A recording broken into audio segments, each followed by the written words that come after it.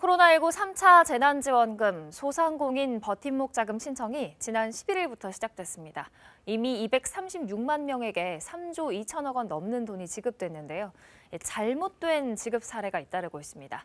꼭 받아야 할 사람은 기준보다 덜 받고 실제 장사를 안 한 사람에게도 대상자라는 문자가 갔답니다. 양예빈 기자가 보도합니다. 특공무술 체육관을 운영하고 있는 김진용 씨. 실내 체육시설 집합 금지 조치로 5주 동안 문을 닫아야 했습니다. 특공 무술이니까 체육이잖아요. 그러니까 당연히 집합을 해야 된다는 거예요. 정부 지침을 충실히 따랐지만 통장에 들어온 지원금은 100만 원. 집합 금지 업종에 해당되면 300만 원을 받아야 하는데 200만 원이 덜 지급된 겁니다. 특공무술은 체육시설업으로 등록을 할 수 없어 서비스업으로 신고했다는 게 돈을 적게 받은 이유였습니다. 이의 신청을 해서 영업을 못한 게 확인되면 자금을 받을 수 있지만 구청에 수차례 문의를 해도 안 된다, 모른다는 답변이었습니다. 이쪽에서도 안 된다, 저쪽에서도 안 된다. 오로지 공문 얘기만 하시는 거예요. 공문들 얘기만. 공문이 안 내려왔습니다.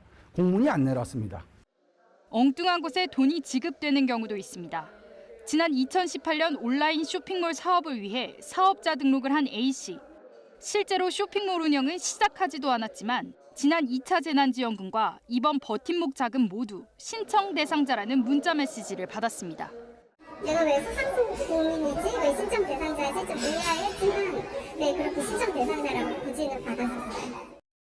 A씨는 고민 끝에 2번 모두 지원금을 신청해 각각 100만 원씩을 받은 뒤 기부했습니다. 그러나 A씨처럼 과거 매출액이 없는 경우 지원금 지급 대상이 아닙니다. 자칫 지원금이 유령 사업자에게도 지급될 수 있다는 뜻입니다. 누군가한테는 악용이 될 수도 있겠다. 왜냐하면 이게 1차로 끝나는 게 아니라 2차, 3차, 4차 계속 진행될 수도 있는데 그러면은 안 되겠다. 문제는 이렇게 지원금을 적게 주거나 잘못 준 사례가 얼마나 되는지 정부 스스로도 파악하지 못하고 있다는 점입니다.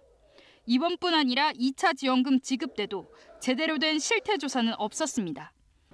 취재가 시작되자 중기부는 뒤늦게 오지급 사례를 파악할 방법을 생각해보겠다고 해명했습니다. KBS 뉴스 양예빈입니다.